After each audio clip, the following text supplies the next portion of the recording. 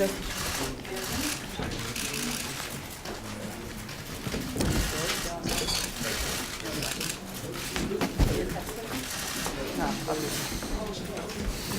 there he is. Jan, here's een hand mic. Jan? Oh, daar.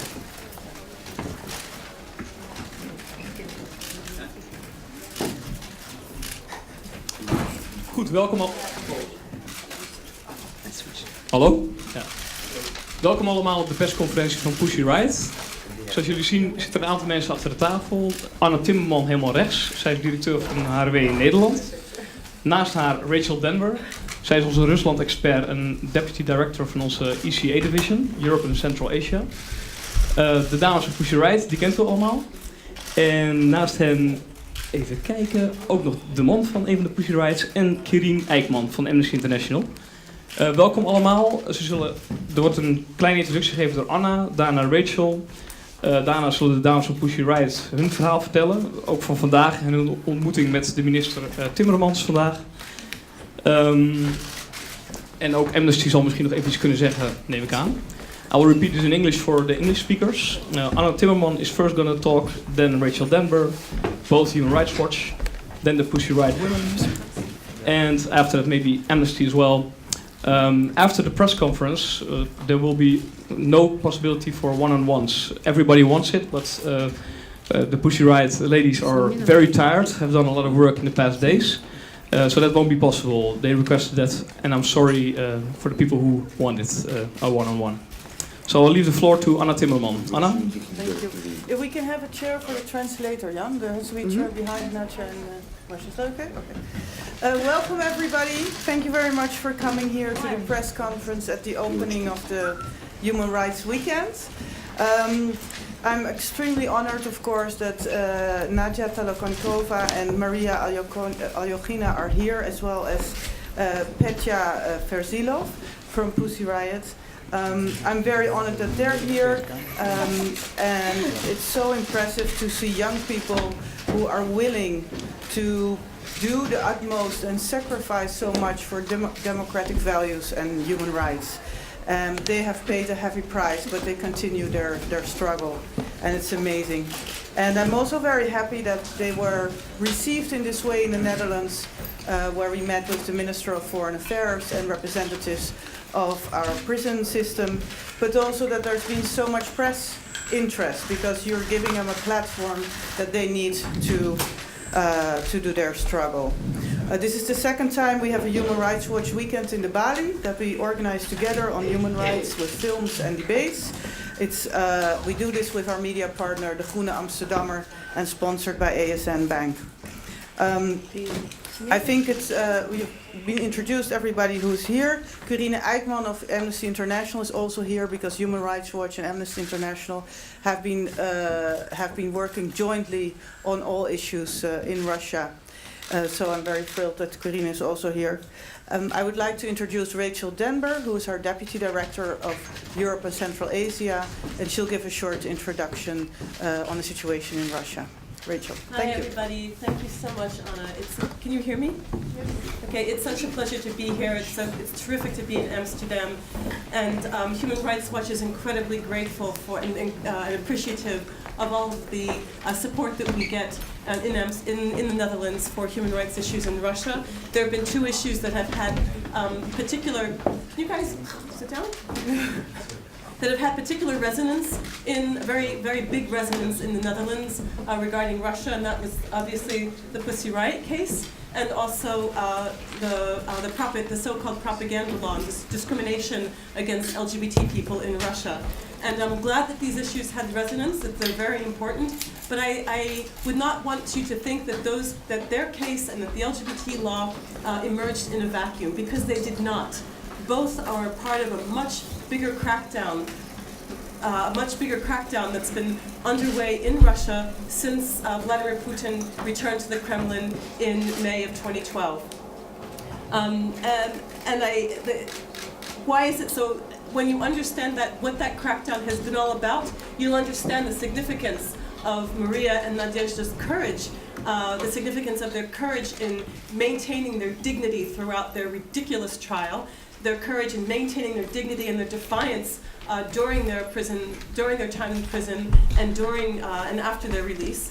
And also you understand just how poisonous and why the anti-LGBT campaign is as poisonous as it is.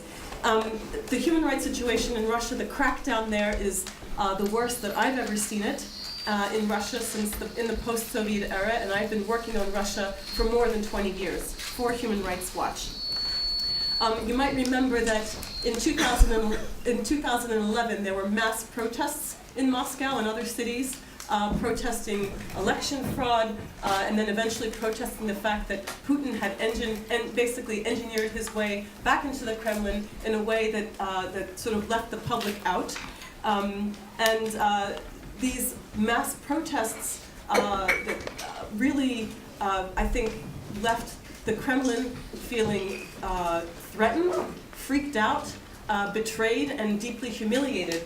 And when those protests, I think at some point a decision was made on a strategy to not only to introduce a new, to tighten laws and to try to stifle dissent, but also to divide Russian society, to polarize it, to deepen the divisions that were already there, to create a sense of who is with us and who is against us, who is alien and who's really Russian. And so they created this image of enemies, right? And the first enemy they started going after was the NGO that was funded by foreign money.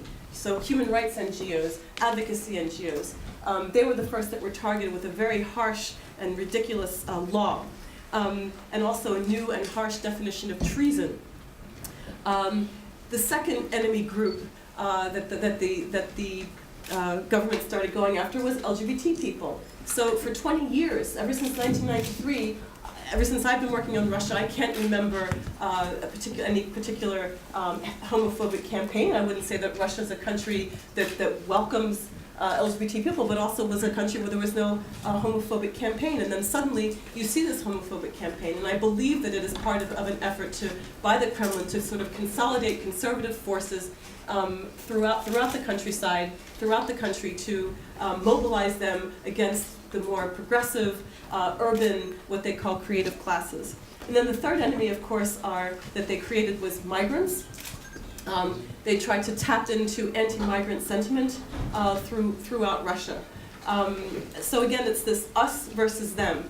And then the second thing I wanted to talk about is just how dangerous the situation is for people who try to defend the rights of LGBT people, people who try to just speak out the way Pussi Raiot has spoken out, people who want to be in the political opposition, human rights activists. There's a series of very new repressive laws that the government put out, like a, what do you call it, like a paper machine, like a Xerox copy machine, bloop, bloop, bloop, bloop, like a printer, in very quick succession. Each one of them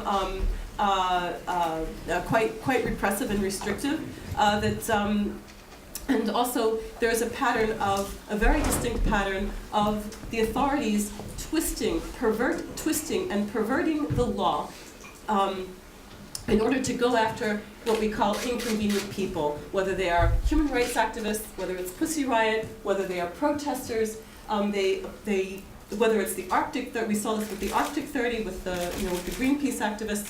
They use the law to apply very wildly disproportionate, ridiculous charges, but no one's laughing.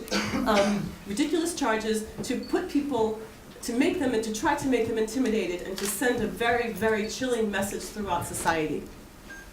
At the end of 2013, we had some obviously it was wonderful news that that the Arctic 30 were released, that Pussi Raiot was released, that Mikhail Khodorkovsky was released, and that a couple of other people were released as well.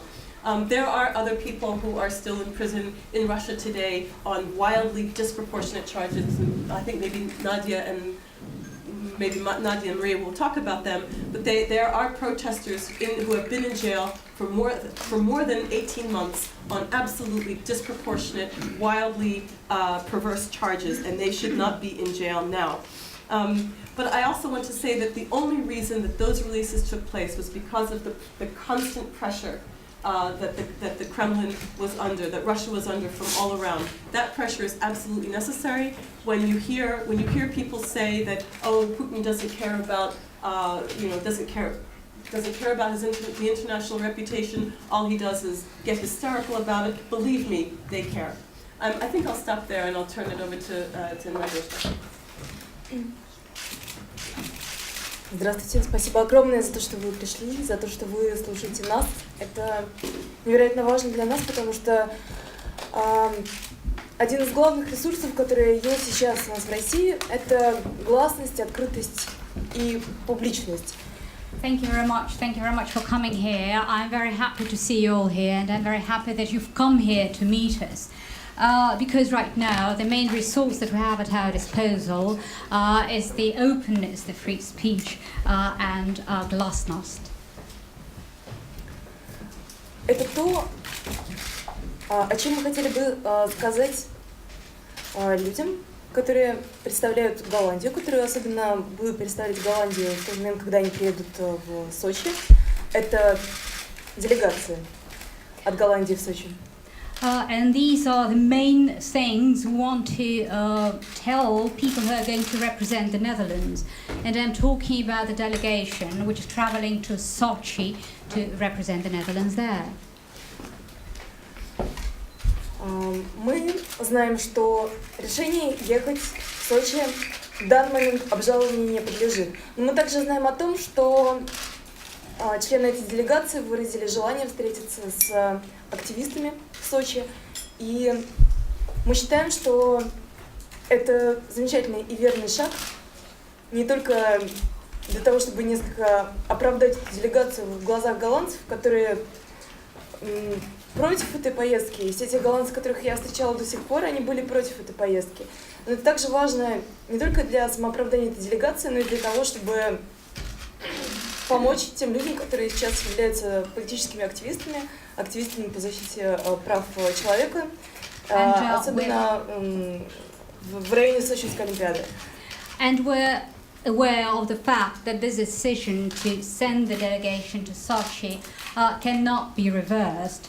Therefore, we are happy that they're going to meet activists there in Sochi, and we believe this is a very important and correct step to make.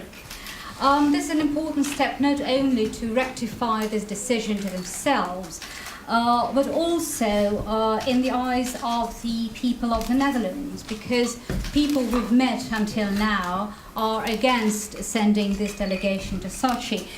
So I believe this is a step they can make to rectify their decision in the eyes of all those people.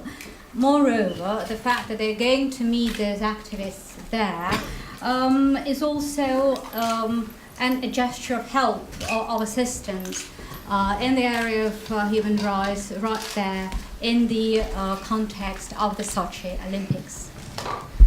Нам, российским политическим активистам, которых сажают за их слова, у которых нету свободы жеста, свободы выражения своих мнений, очень важно знать и помнить о том, что есть такая страна, как Голландия, где защита прав человека является приоритетом, и это является государственным приоритетом.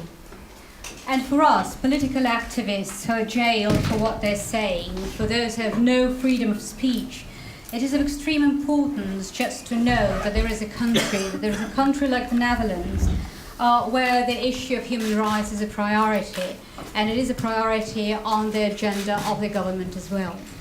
И нам хотелось бы, чтобы государственные и публичные деятели вашей страны чаще напоминали о существовании места с абсолютным приоритетом прав человека в таких странах, как Россия, потому что нам это нужно, нам это поможет. И если вы полагаете, что мнение Голландии для нас, для России, для Путина ничего не значит, то это вовсе не так. And we're very grateful that the governmental and public figures remind people about the priority, about the human rights priority. It does help us. We do need it. And please don't believe that this does not influence the opinion of Putin.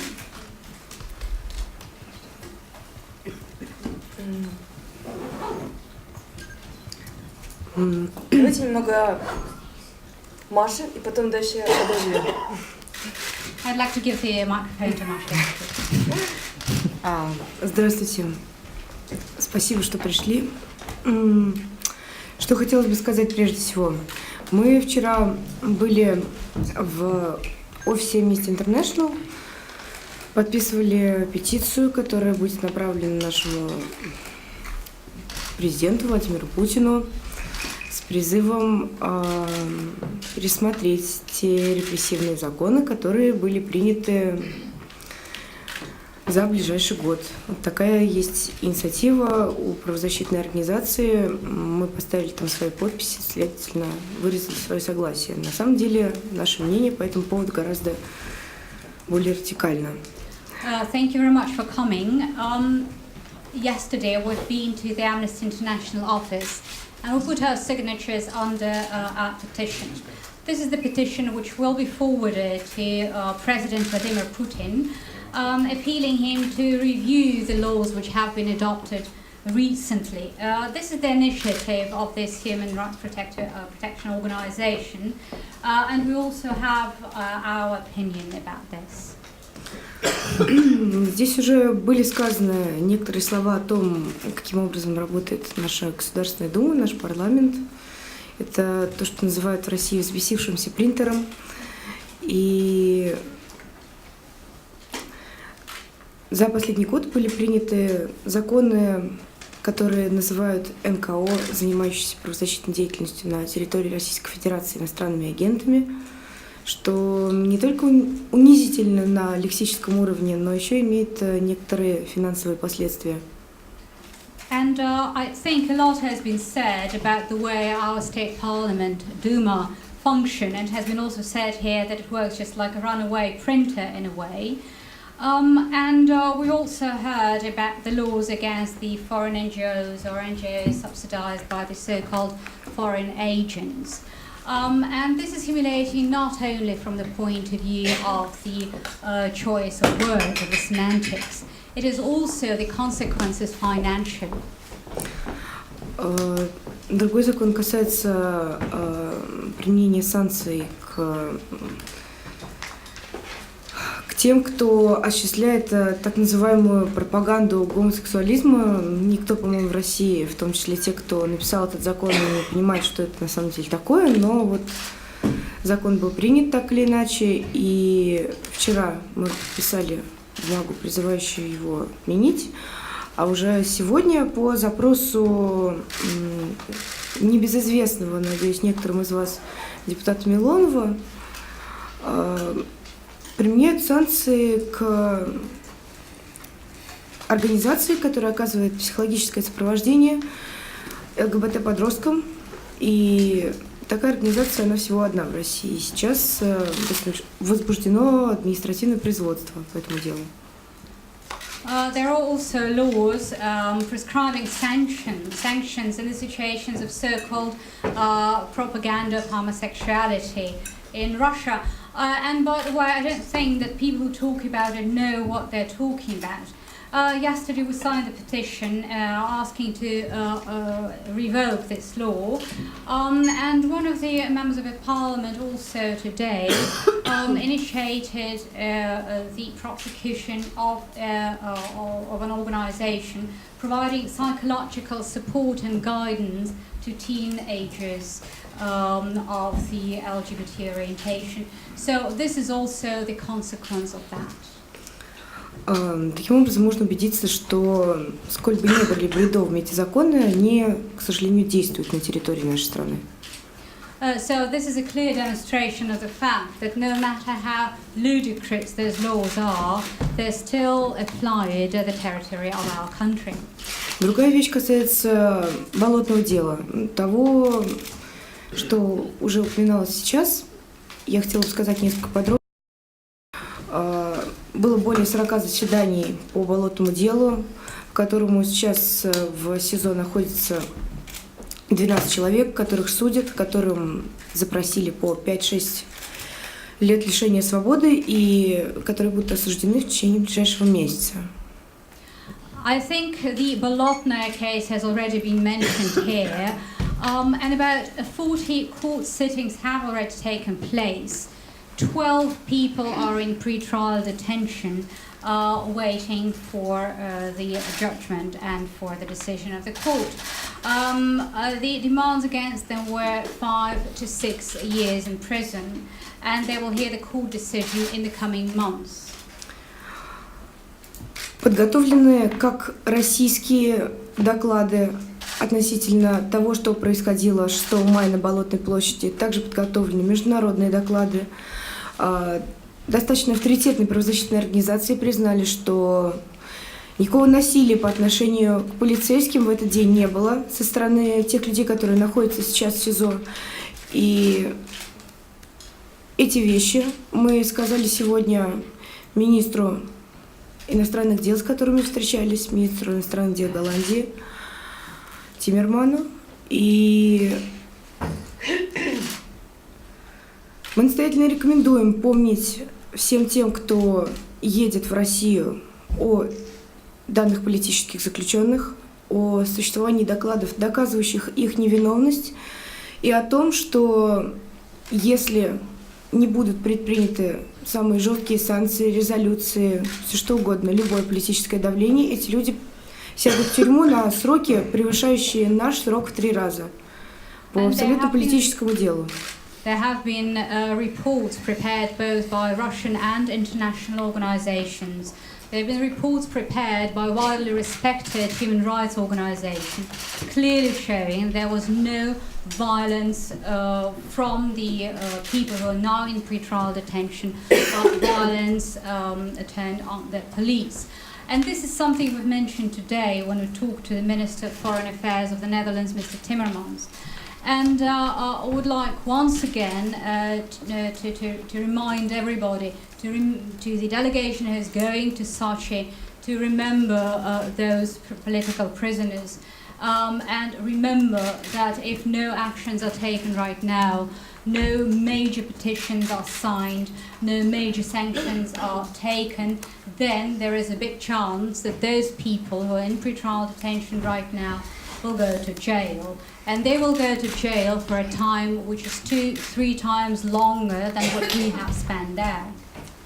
Последняя вещь, которую сейчас хотелось бы сказать, это то, что наш президент Путин, вернее, не наш президент, но так или иначе, президент Путин, восприимчив только лишь к внешнеполитическому влиянию. Несмотря на то, что тратится огромное количество денег на разжигание ненависти и вражды по отношению к странам, в том числе Западной Европы, это можно легко отследить по федеральному телевидению, этот человек понимает только,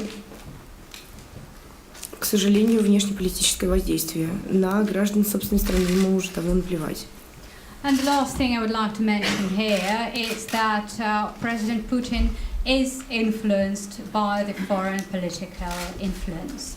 And enormous amount of money have been spent to organize the campaign from the inside to incite hatred. However, he does feel the influence from the outside, unfortunately only from the outside, the external political pressure. He does not react to the internal pressure from his own citizens. Нам также очень хотелось бы надеяться на то, что члены той делегации, которая едет в Сочи, обнародуют свое мнение относительно того, что они там увидели. Не только относительно официальной процедуры открытия Олимпиады, на которой, наверное, будет много улыбок и хороших новостей, но и то, что они увидят за пределами этого. И нам бы хотелось объективного видения ситуации, и нам бы хотелось публичного доклада об этом, потому что это ровно то, о чем мы пытались сегодня сказать вашему министру иностранных дел.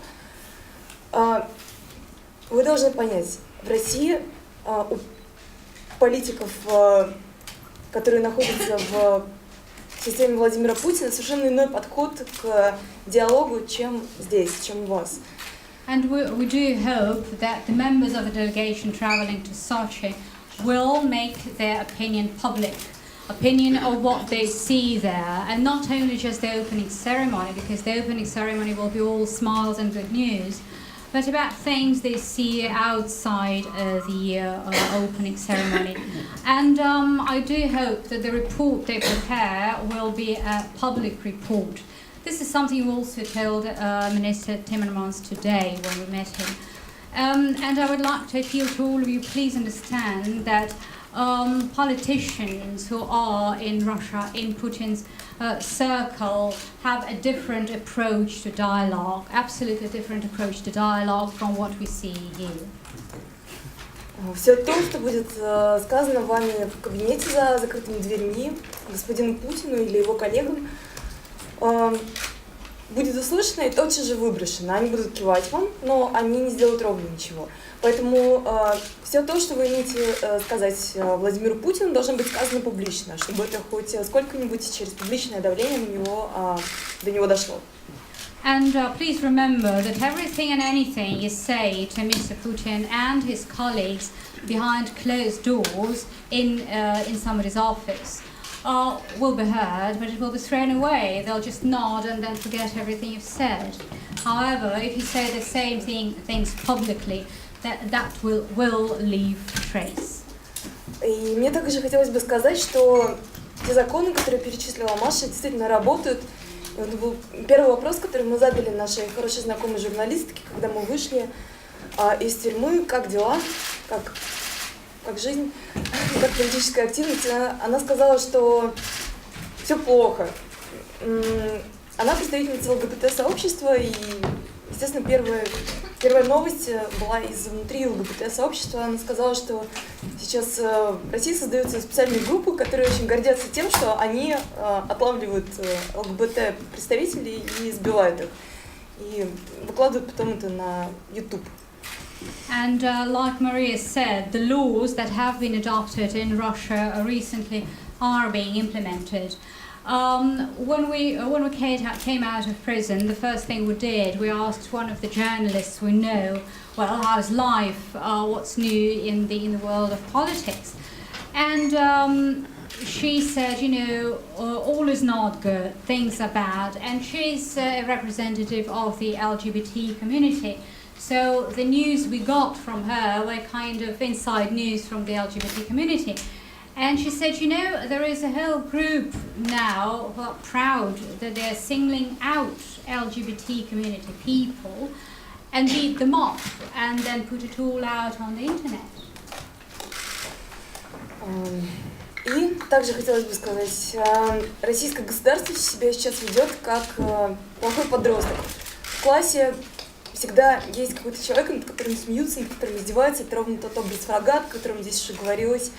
И это очень-очень опасно, потому что когда вам не предоставляют реального анализа проблем, а государство отказывается предоставлять реальный анализ проблем, которые у него есть. Это тотальная коррупция и невозможность прозрачно и понятным образом для граждан управлять государством. Этого анализа не происходит. Поэтому все проблемы скидываются на определенные группы граждан. И это приводит к эскалации насилия. I would also like to point out that the Russian state now behaves like a teenager, and as you know, in its Bad teenager. There is Bad teenager. Bad teenager.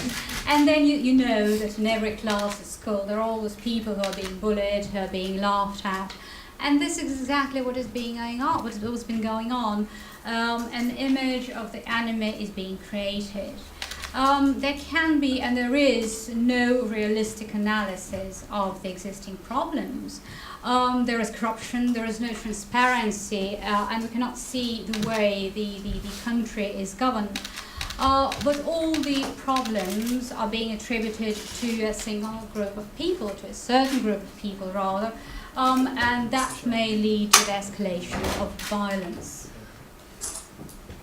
Наверное, можно перейти к вопросам уже. Maybe we can take some questions if we're on here.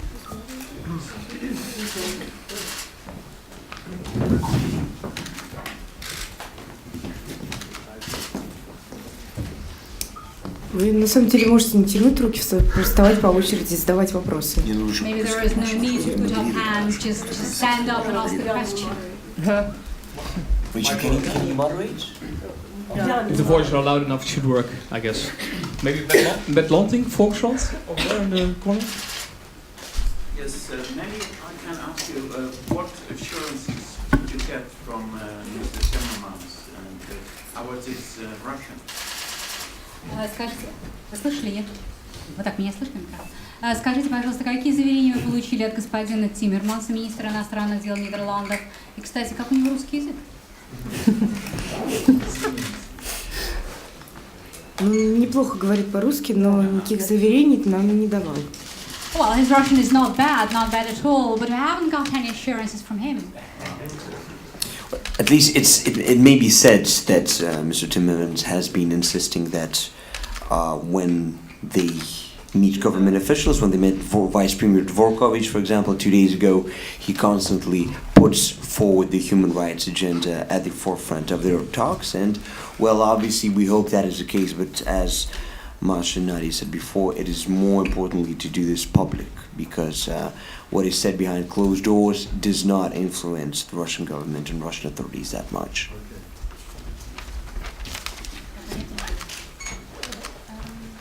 Can you tell us also something about your experiences in prison? Не могли бы поделиться своим опытом в тюрьме?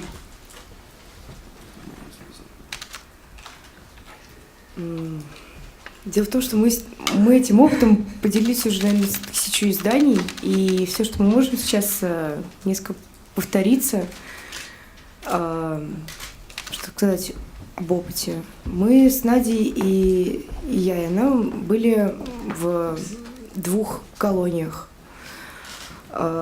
Из первых колоний были выставлены, этапированы за то, что придали гласности все те нарушения.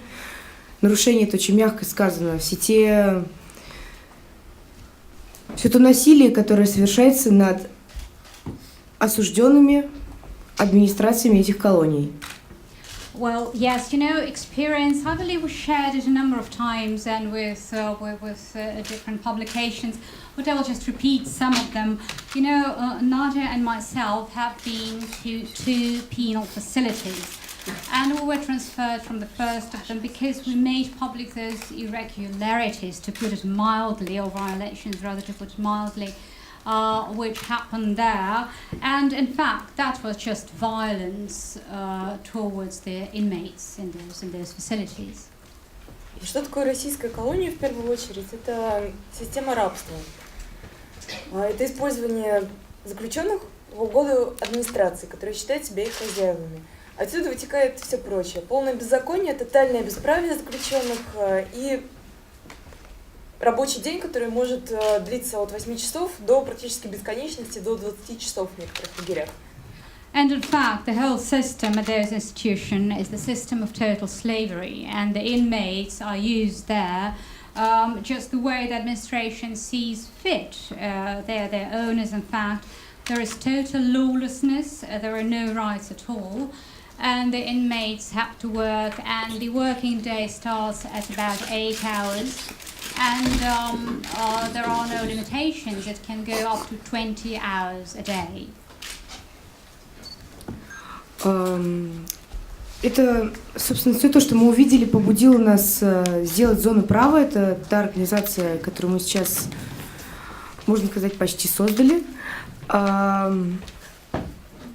Мы сейчас регулярно встречаемся с бывшими осужденными, с теми женщинами, которые сидели в колониях Мордовии преимущественно. И мы сейчас говорим о ужасах, насилии. Вот один небольшой пример, который произошел уже после того, как мы освободились. Женщина во 2-й колонии Мордовии умерла. Ее вынесли с этой фабрики, на которой они работают по 16 часов, буквально вперед ногами. на носилках. И после этого администрация скрыла этот факт, заставила всех тех, кто был вместе с ней в цеху, написать «ничего не видели». И сейчас эта ситуация находится в том состоянии, в котором она находится. То есть никакого расследования не ведется, все замолчено. Наша задача сделать те или иные вещи публичными и заставить как на публичном, так и на юридическом уровне тех, кто допускает подобные вещи, понести ответственность за это. Therefore, we decided to set up the organization which we are setting up right now, Zona Prava, the area of law, and also want to meet former inmates of those penal institutions, namely in Mordovia. This is one of the regions in Russia. And allow me to give you one brief example. This is the latest example, one of the most terrible. In the second penal institution in Mordovia, a woman, so the inmate, died. She was carried out of the factory where she had worked for 16 hours a day on a stretcher.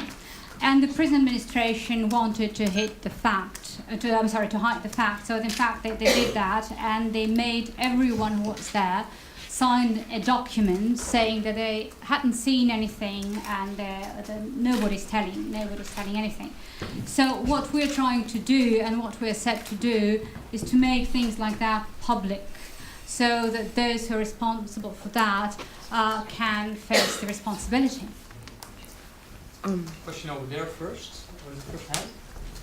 Здравствуйте, Надежда Мария, я корреспондент Радио Свобода в Амстердаме. У меня два быстрых вопроса. Самое главное, сейчас ходит много слухов в Голландии, что, по всей видимости, была какая-то договоренность достигнута по поводу приезда такой большой делегации в Сочи от голландской стороны.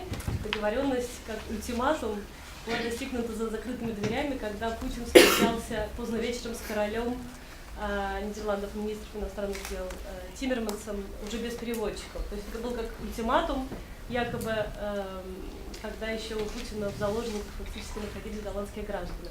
Заметили ли вы что-то, что это правда во время вашего разговора сегодня с Тиммермансом, что действительно у них какой-то был такой тайный сговор?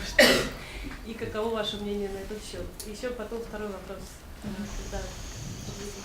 Okay, I'm sorry, I didn't get your name, but you're from Radio Liberty. Sophia Kornienko, I'm correspondent for Radio for Europe, Radio Liberty. Radio for Liberty. I can also say this in English. Oh, you please do, yeah, because you know the question. Yeah. Maybe from now on everybody can introduce themselves, what they're working for. Yeah. You said at the beginning, sorry. Yeah, there are rumors in Holland that the huge delegation from Holland to Sochi was sort of conditions of an ultimatum set forward by Putin during his meeting with Timmermans and the King of Holland behind the closed doors without translators. That was sort of one of the conditions he put forward while he still had Dutch citizens in hostage from Arctic Sunrise. And probably Mark Rutte, the Dutch Premier, is following those conditions. Did you notice anything like that during your meeting with Timmermans, that indeed so, that they're sort of following some kind of ultimatum? And if that's true, what's your opinion about that? And then I have a small second question related to this one. Another second question. На самом деле популярная, как выясняется, точка зрения в Голландии относительно так называемых негласных договоренностей вокруг тех, кто был арестован по делу Arctic Sunrise. Но, по нашему мнению, эта делегация едет не вследствие каких-либо тайных договоренностей, потому что Путин тот человек, который, арестовав этих иностранных граждан из нескольких европейских стран, довольно быстро осознал, что это международный скандал, и так или иначе он их отпустил бы. Мы думаем, что... I believe that this is a very popular point of view here in the Netherlands about certain agreements and certain arrangements which have not been made public concerning the Arctic sunrise. But we didn't think that this was some kind of a result of hidden agreements or arrangements. So I believe that Putin is such a person who, when he got all those citizens of a number of European countries arrested, realized quite quickly that this is an international scandal, and he would have let them go anyway. Мы думаем, что эта поездка – это результат того, что здесь называется polar system, polar model, система тотального балансирования и компромисса, которая не всегда бывает хорошей с нашей точки зрения во внешней политике, но, повторюсь, мы не думаем, что здесь речь идет именно о каких-то кулуарных договоренностях.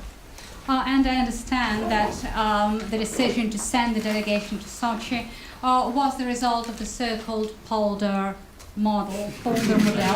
This is some kind of internal balance and compromise, which we think is not always a good thing in foreign relations, but here you are. This is more a result of that than of some kind of hidden arrangements. Hi, Ivo Patijs, maatschappij en politiek. I can ask a question first in Russian, maybe too easy, easy question.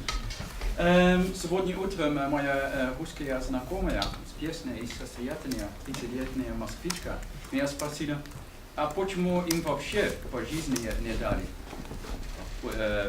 Пусси Райот? Их надо было еще сильнее наказать. И она не единственная, кто так думает. Как вы собираетесь переубедить эту группу молодых успешных россиян?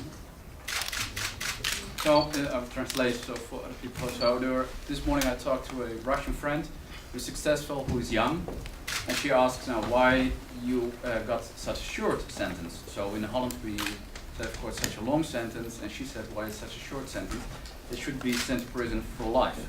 And the question is, how do you want to convince those Russians, young, successful Russians, to think differently? После этого вопроса становится понятно, что мы не единственные провокаторы в этой студии. Что мы не единственные провокаторы в этом зале. But you know, after listening to this question, I come to realize that we're not the only provocators in this room. Excuse me, this is independent journalism, and it's normal that I ask you a critical question. The only question I ask you, I'm not a provocator, I'm not on the list of the FSB, I'm a Dutch journalist asking the questions. There are many modern young Russians. Это абсолютно не проблема. Okay, But that's not a problem. No, I understand. Я не провокатор, я представитель свободной прессы, я свободный журналист. Я просто выражаю мнение молодых русских, которые сейчас высказываются. Это абсолютно не является проблемой. Мы не являемся 100-долларовой бумажкой, которая должна нравиться всем. Мы являемся теми людьми, которые поднимают вопросы. И если кому-то не нравится тот вопрос, который мы подняли, то это нормально, это отлично. Это означает, что мы делаем нашу работу хорошо. Yes, but you know, this is not an issue. That's not a problem at all. We're not a $100 bill who's supposed to please everyone. We're those people who raise issues, and if somebody doesn't like those issues, it's fine, it's great, it's wonderful. It means that we're doing our job well. Next question in the corner over there. Elizabeth Palestino from Women Equals Men, a Dutch feminist network who's been acting for a release. It's great to have you here. And we have the impression that the situation of women political activists in Russia is very difficult because there's also a political machine trying to depict political activists as bad women. Women in prison have the threat to have their children taken away, just like in Egypt. Is Zona Prava going to work on that? Скажите, пожалуйста, я представляю сеть феминистических организаций в Нидерландах, и мы очень рады, что вас выпустили, мы вас всячески поддерживали. Скажите, пожалуйста, насколько мы понимаем, положение политически активных женщин особо тяжелое, и работает целая политическая машина, которая их пытается представить как плохих женщин, существуют, то есть им постоянно угрожают отобрать их детей. Скажите, пожалуйста, зона права будет также в этой области работать? Именно зона права занимается конкретными проблемами заключенных. Область наших интересов и область того, чем занимается зона права, это несколько разные области. Зона права, она намеренно сужает область действия, чтобы чтобы было реально достичь некоторых результатов. Но при этом мы заинтересованы в том вопросе, о котором вы говорите, потому что мы сами регулярно совершенно оказываемся в этой позиции. Россия — это та страна, где по-прежнему пытаются отрицать право женщины на занятие политической деятельностью наравне с мужчиной. Сразу же идут укоры в плохом выполнении семейных ролей. И это проблема. Well, Zona Prava, the area of law, is going to deal with slightly different issues with the rights of those who are in prison, of those who are detained. And we're quite intentionally narrowing down the scope of work that the organization is going to do, because this is, we believe, the way to reach more realistic results. This is a more realistic way to reach results. However, we do identify with what you're saying, and we do understand what you're saying. Now, and Russia is a country where the right for political activity for women is, in a lot of cases, denied. And this is what we've gone through as well, so we do understand what you're talking about. Hi, my name is Marius from Dutch television program Show News. While you were in jail, there were a lot of stars, Madonna, Adele, who were supporting you guys. What did you think of them when they did it? Я представляю нидерландский телеканал Show News. Пока вы находились в заключении, различные артисты оказывали вам свою поддержку, и Мадонна, и Адель. Скажите, пожалуйста, что вы об этом думаете, что вы о них думаете? Мы, безусловно, им очень благодарны. Если бы не их поддержка, если бы не то международное внимание, которое было привлечено к нам, благодаря им, в частности, наша жизнь в лагере была бы совершенно другой. Well, we're absolutely grateful to them, and we're grateful for their support and international attention, because without that support and without that international attention, our life in prison would have been quite different. Право голоса, пожалуйста. Мне также хотелось бы добавить, что это хороший симптом, который несколько отличает общество, которому принадлежат эти люди, перечисленные вами, от российского общества. Ряд из тех людей, которые нас поддерживали, не поддерживали при этом конкретно нашу акцию, но при этом они поддерживали право самовыражения. И это очень важно, на мой взгляд, сама возможность допускать альтернативные образы выражения и самовыражение, высказывание своего мнения. Это то, чего очень сильно не хватает в России, то, что мы хотели бы привнести. And those things which you described are in fact the symptoms which demonstrate the difference between this society and the Russian society. People who express their support, they express not just the support to our action, but they also express support to the possibility of self-expression. And it is very important to have an option, to have an alternative of expression of your opinion. And this is something which we're trying to introduce in Russia, and what we're trying to bring into Russia. And have you Question here, sorry. Yeah. Oh, sorry. Thank you. My name is Jan from Agence France Press. Two questions. The first is, what are your movements after today, up until the concert in New York on the next week on Wednesday? And secondly, when you're at the concert, what will your message be to the world? What will you say at the concert? Я представитель ассоциации France Press. Скажите, пожалуйста, что вы будете делать потом, после этого, насколько я поняла, посетите концерт в Нью-Йорке в среду на следующей неделе. Скажите, пожалуйста, какое послание у вас будет во время этого концерта, что вы хотите вынести? Мы туда едем для того, чтобы поблагодарить Amnesty International, ту организацию, которая на самом деле довольно много сделала для нас, пока мы находились в заключении. И, наверное, стоит уточнить, что, несмотря на слово «концерт», это не тот концерт, на котором мы будем петь или что-то в этом роде. Right, we're traveling there, we're going there as an expression of gratitude to Amnesty International. gratitude for the support we have experienced. And just, to make things clear, concert, it is not that sort of concert. We're not going to sing or anything. Это будет тот концерт, на котором мы будем именно говорить какие-то вещи, и если вы хотите послушать, что мы будем говорить, вам имеет смысл туда просто прийти. And this is a kind of event where we're going to say things and where we're going to express things. And if you're interested in what we have to say, I think it makes sense for you to come there. Я думаю, все-таки стоит немножечко приоткрыть занавес, сказать, что, наверное, самая важная вещь, которая нас сейчас в данный момент беспокоит, в данный момент, о чем Маша уже говорила, и о чем мы, безусловно, будем говорить на этом концерте Amnesty, это узники Болотной площади, которым запросили в данный момент 5 и 6 лет тюремного заключения, в частности, Александре Духаниной, которой было 18 лет на момент ареста, и запросили 6 лет тюремного заключения. Just maybe to raise the curtain just a little bit, what we're going to talk about at the Amnesty event next week is the fate of the people who are in detention right now after the Bolotnaya events. And 5 or 6 years in prison, this is what is hanging above the heads of those people. And I would like to give an example of Alexandra Dukhanina, who was 18 at the time, and this is in 6 years in prison. This is what is being demanded now. This may also be the moment for Amnesty to say something about what it is. Okay, thank you. Nederlands, Engels? English would be best, I guess. Well, thank you very much for being here and for Human Rights Watch to co-host this tonight. I would just like to say that also Amnesty International in the Dutch section, a lot of Dutch people have supported you. 60,000 people have given their autographs for your release, so we're very happy that it had some effect in collaboration with many other people.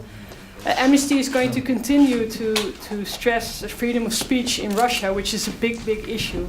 Only yesterday, 200,000 autographs were given, amongst others, by our director in Russia to express our support for the freedom of expression. We also wanted to make very clear, as been stated before, that the amnesty law that has released these members of Pussi Riot is for us not an alternative for the rule of law.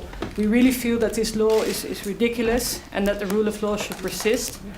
We are also very concerned in relation to Sochi that we would like to call upon the Dutch government to publicly express their support for human rights during the Olympic Games in Sochi.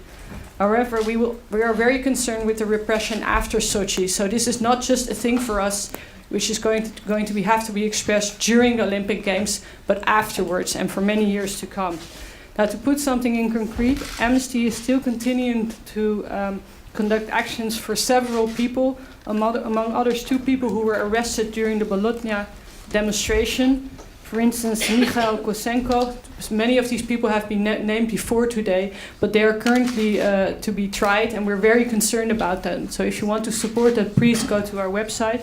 We are also very concerned by an activist who is from the region of Sochi, a Russian activist called Vichenko, and he is due to be sentenced for 3 years in prison just because he wants to protect the area surrounding Sochi.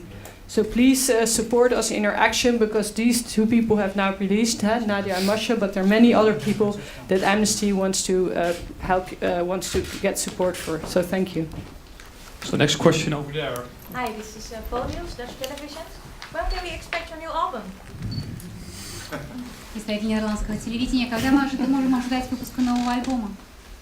Теперь вы можете ожидать только выпуск альбома правозащитной организации «Зона права». From now on, the only release you can expect is the new album of the human rights organization Zona Prava. Пусси Райот существуют и будут жить, но они никогда не будут выпускать альбом, потому что это не коммерческий проект. Pussi Riot will remain alive, it will still exist, but it won't release any albums because it is not a commercial project. Если Пусси Райот захочет выложить какой-то свой новый альбом в сеть бесплатно, сделать это бесплатно, то о сроках этого выпуска вам нужно узнать у людей в масках. And if Pussi Raiot decides to release the new album on the internet and free of charge, then when we're going to do that, you have to ask that people in masks. But what happened to the punk?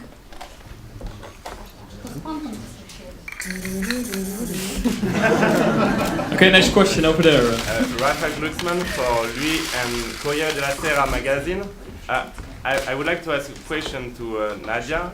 In your correspondence with Zizek, you wrote that for the forces of what you call the forces of Dionysos, for the forces of rebellion, to win against the system, you need a miracle. So my question is, do you believe in miracles? And my second question is, do you think there is a possibility to see one day Putin's system shaken by the streets, the way, for instance, Yanukovych is shaken right now by the streets of Kiev? Do you think such kind of movements or miracle would happen one day in Russia, and how, when you see that? В своей переписке с Жижиком мы говорили, что сила восстания это очень важная вещь, две женщины, протестующие против целой системы, и что для этого протеста требуется не более и не менее как чудо. Поэтому вот это вот мой первый вопрос, действительно верите ли вы в такое чудо?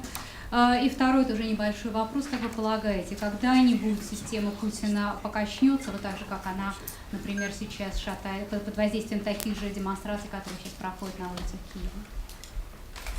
Конечно, пошатнется. Во-первых, не две женщины. Насколько я помню, свои тексты и фантазии об этом чуде, они были связаны именно с невероятной поддержкой, которую я видела. Мы видели со стороны тех людей, тех сотен тысяч людей, которые сочли нужным и возможным для себя выразить нам поддержку. Чудо, оно всегда заключается в коллективном взаимодействии и никогда не может исходить от одного человека или двух людей. Yes, and in fact, we're not. The system. The first answer was yes. The system will start shaking. It will, and then we're not talking about just two women. In all my texts and fantasies, also talking about the miracle, I based them on the real support and on the expression of support from those 8,000 people who took the trouble to express their support. And this is in fact the miracle. It is based on the support of real people.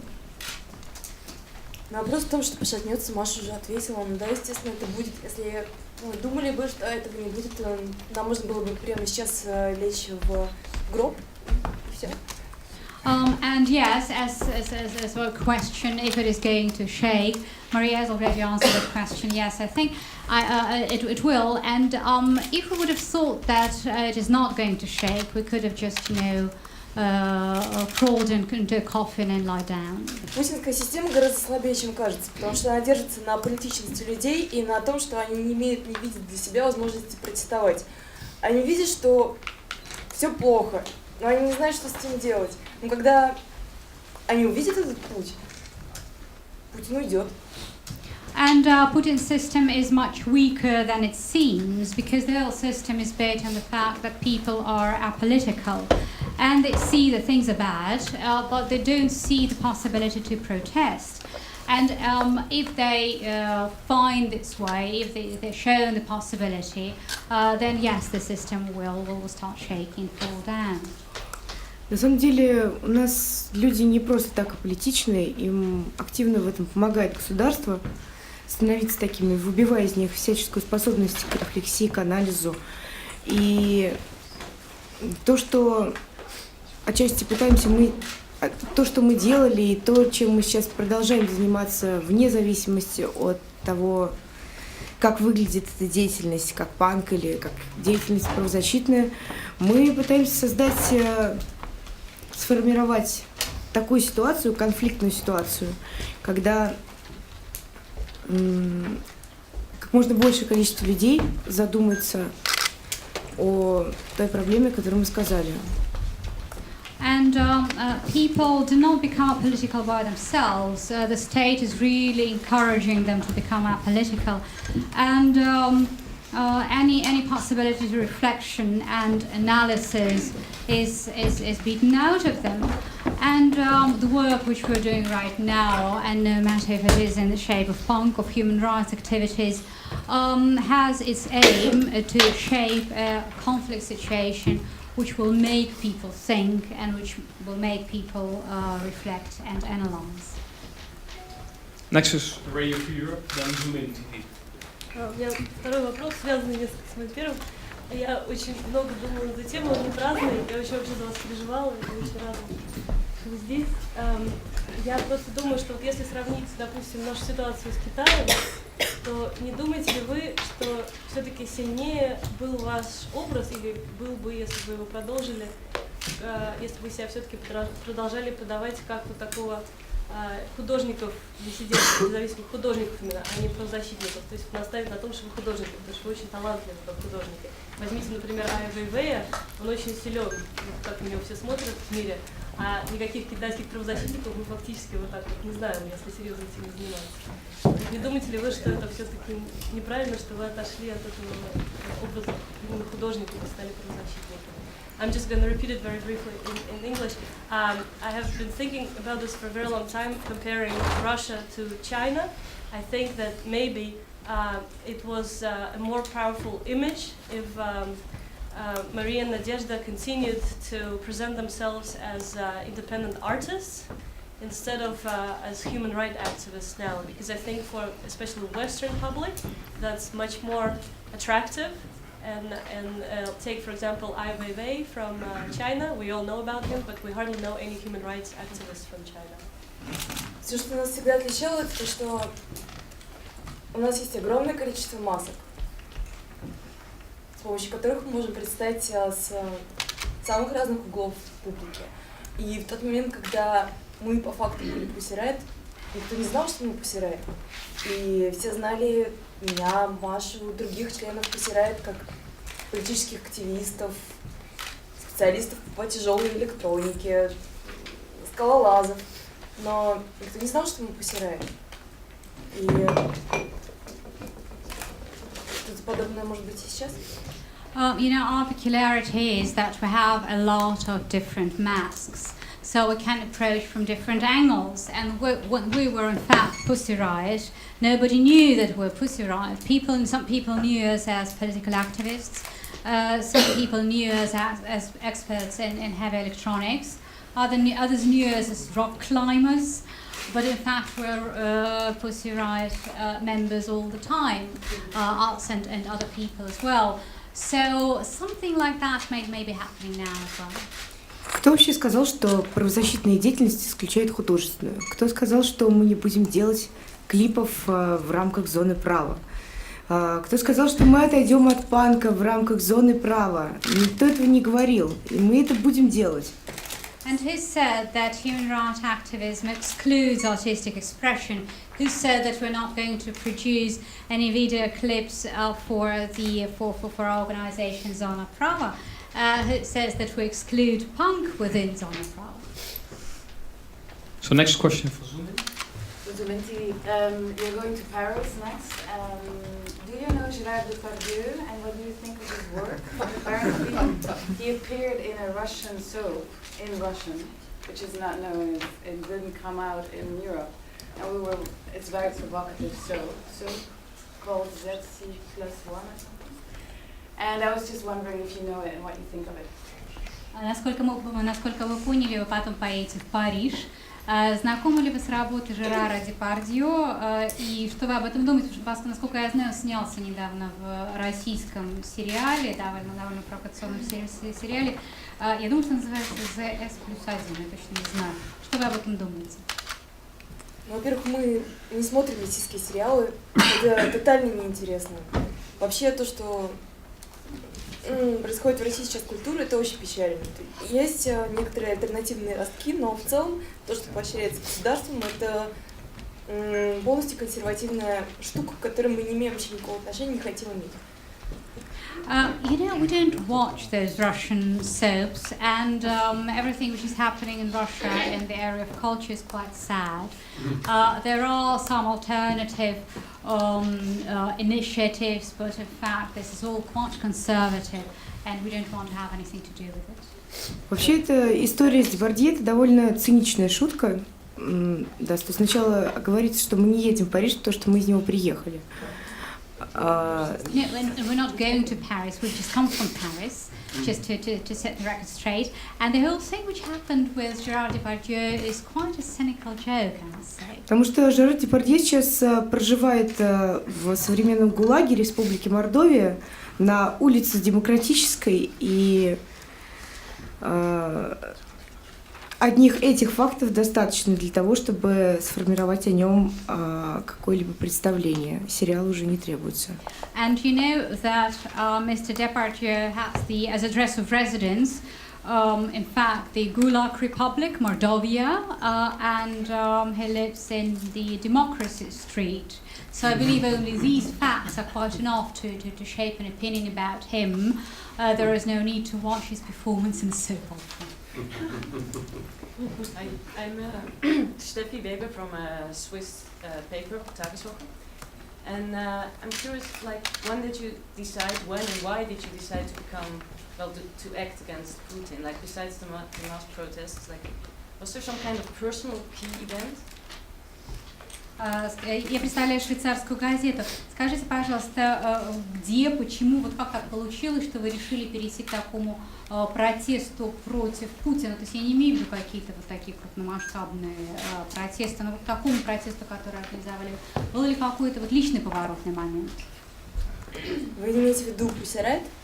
Do you mean Пусси Райот? Yeah. Это было объявление о том, что Путин идет на 3-й срок, которое произошло за полгода до официальных выборов, президентских выборов. Это было заседание «Единой России», и президент Медведев сказал о том, что следующий срок, то есть уже 6 лет по измененной Конституции, нами править будет Владимир Путин. Тут не предполагалось, что кто-то будет спрашивать мнение у граждан. И после этого мы стартовали как Пусси Райот. It was the moment when it was announced that Vladimir Putin would go for his 3rd term in office as president.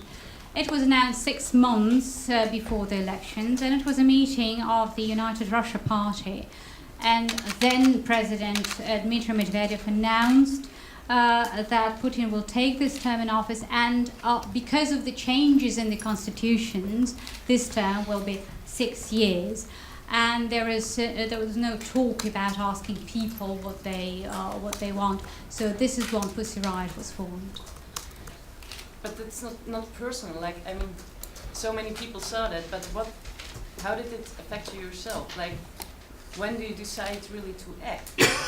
Да, ну это многие говорят, что это лично вот так вот. В какой момент вы решили, что вы будете действовать? А вам кажется это невероятно? Просто вы понимаете, что вы обречены фактически, вы должны делать что-то против этого.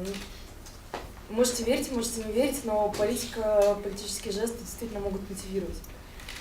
But does it seem unbelievable to you? Because this is the way it happened, and that the feeling that you're doomed, and that you must go and act against it and do something against it. Believe it or not, but this is how a political fact influenced us.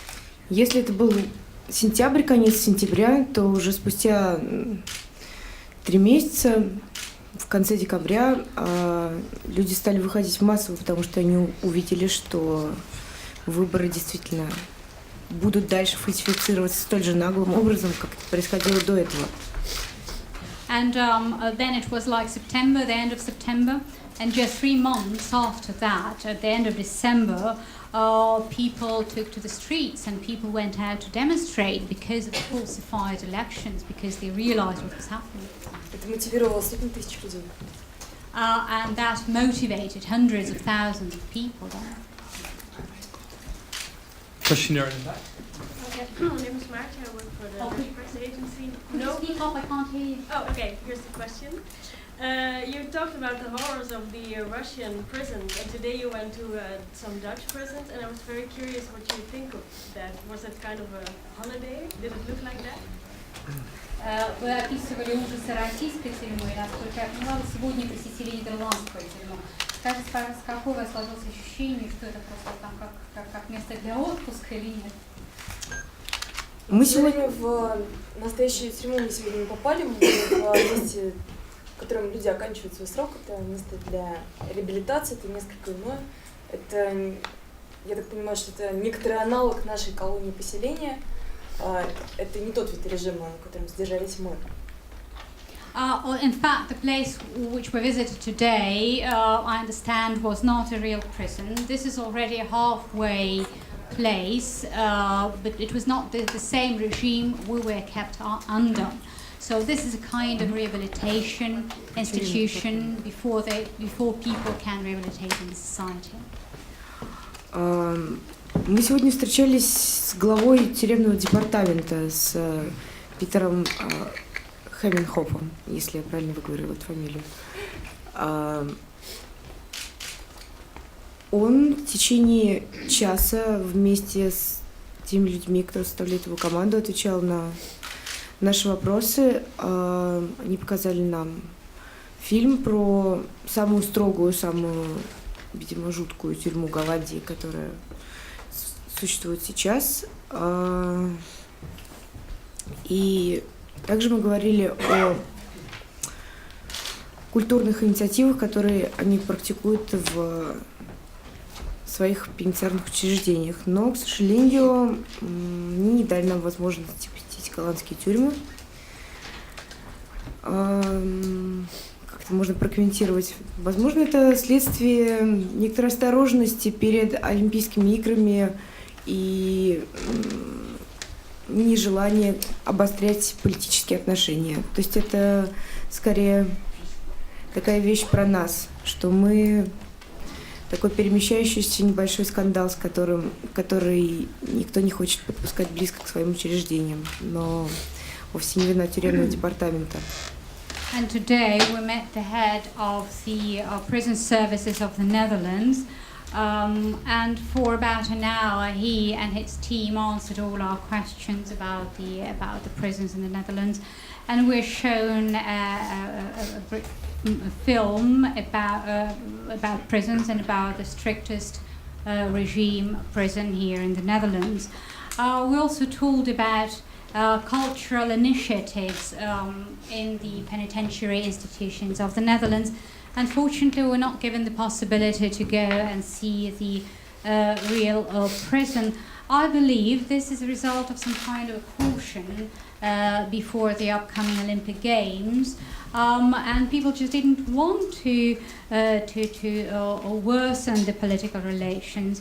I believe we can be called some kind of a traveling movement of political scandal, and people are reluctant to let us come close to places like that, just in case.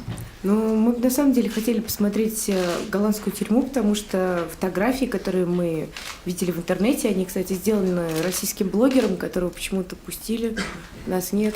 Но так вот эти фотографии, они на самом деле очень позитивный пример того, что мы хотели бы, например, построить, интегрировать в Россию. And in fact, we would love to see Dutch prisons very much, because we have seen some pictures taken by a Russian blogger, by the way, in Dutch prisons. So he somehow got in and we haven't. Because these pictures are a very positive example of what we would like to build in Russia and what we would like to see in Russia. Vraag daar achterin, in de back. De ene laatste vraag trouwens. Nog ruimte voor één andere vraag. One more question. After this one more question. And then unfortunately we have to go. Links. Ja. Sorry, allebei. Ja, dus nog 3 vragen. 3 questions, excuse me. My name is Lisa from the Dutch news website nu.nl. My question is, right now Russia is got a lot of attention international communities of the Olympic Games. Oh, sorry. Right now, Russia is got a lot of attention because of the Olympic Games. Aren't you afraid that after Sochi, it is hard to get the attention about the situation in Russia from the international community? Я представляю интернет-сайт .nl, меня зовут Лиза. Скажите, пожалуйста, сейчас Россия получает очень большое внимание именно из-за надвигающейся Олимпиады в Сочи. Не боитесь ли вы, что после того, как закончится Олимпиада, Россия будет привлекать гораздо меньше внимания?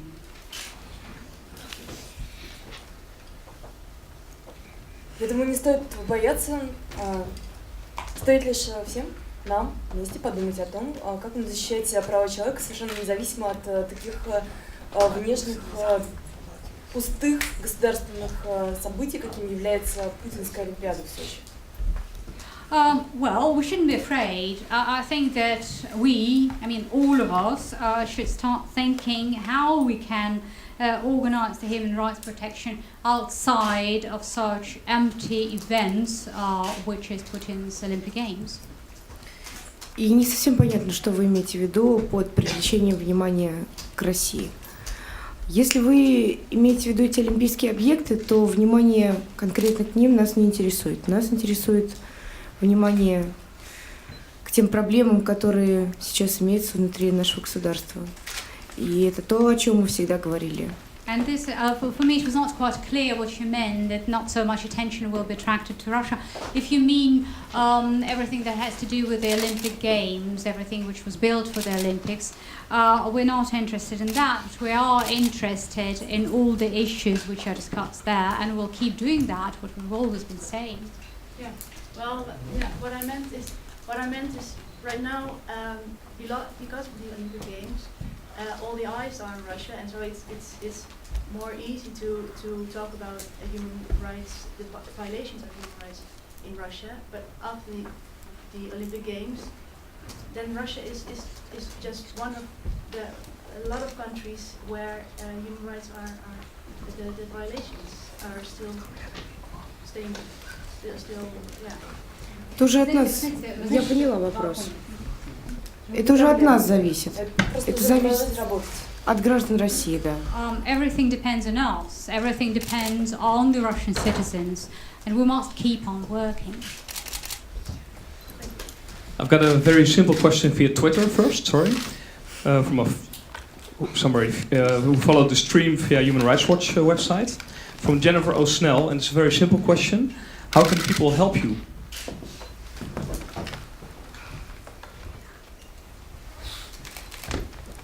Мы хотели бы, наверное, от правозащитных организаций лоббирования закона или иного акта, который позволит создавать международные организации по гражданскому контролю за местами принудительного содержания граждан. Это тюрьмы, это колонии, это участки ОВД, это закрытые психиатрические больницы по всему миру. Yes, we do hope that the human rights organizations can start lobbying a law, some kind of a different kind of act, allowing to set up an international organization which will carry out the civil control over all places of detention. And then we're talking about remand prisons, penal institutions, prisons, colonies, psychiatric institutions. And the last question, sorry. If you want to do something today, please sign the petition at the Amnesty site for Artyom and for Mikhail and for Yevniev. So come to our website and you can do something today. Now, as for people who are not connected to human rights organizations who want to do something more than sign a petition, they should think of, first of all, creative ways to support Russia at places where they're located, where they live, and we, Nadia and Masha and members of Pussi Raiot, saw thousands of ways when people supported them. So this should not just end with them, this should also be carried out to other prisoners and people who are in trouble in Russia, to Bolotnaya prisoners and others. And if you're not interested in Russia and you live in a place where there are a lot of problems, you should find out creative and bright and crazy ways to support freedom where you live. Last question out there. Question for AP. Many sports people coming to Sochi for Olympic achievements. I would like to know what would be your message to them about Russia. And second question, do you consider yourself as a modern feminist members, and do you consider yourself as a feminist? У меня два вопроса. Сейчас приезжает очень много спортсменов на Олимпийские игры в России. Что бы вы хотели им сказать, не сказать именно о России? И второе, считаете ли вы, что вы принадлежите к числу современных феминисток? Считаете ли вы с этим?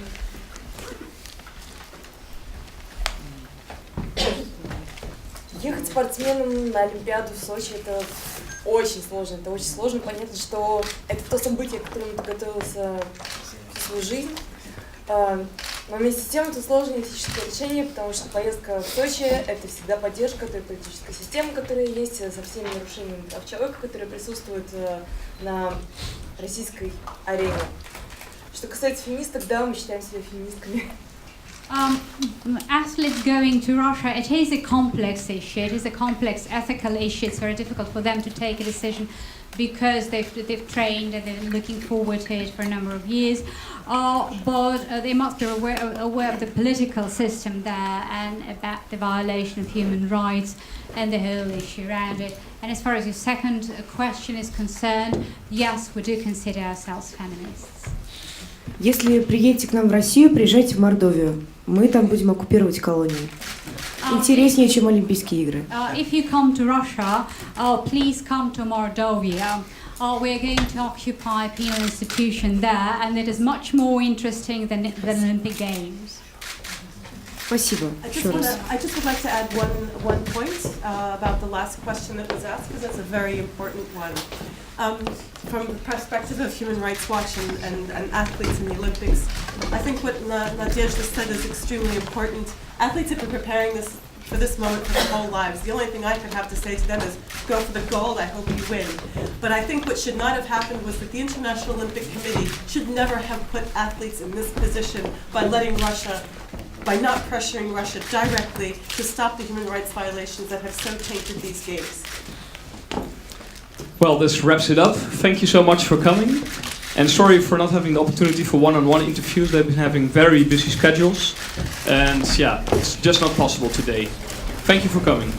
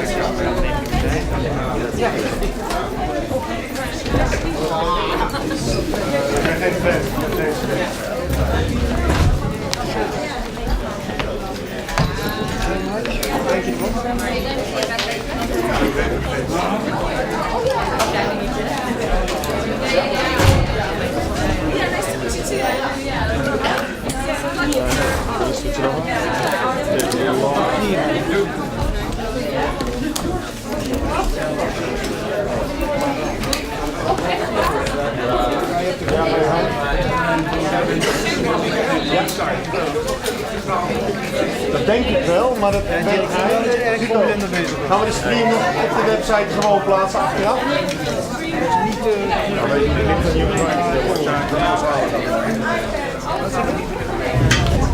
zeg je wat?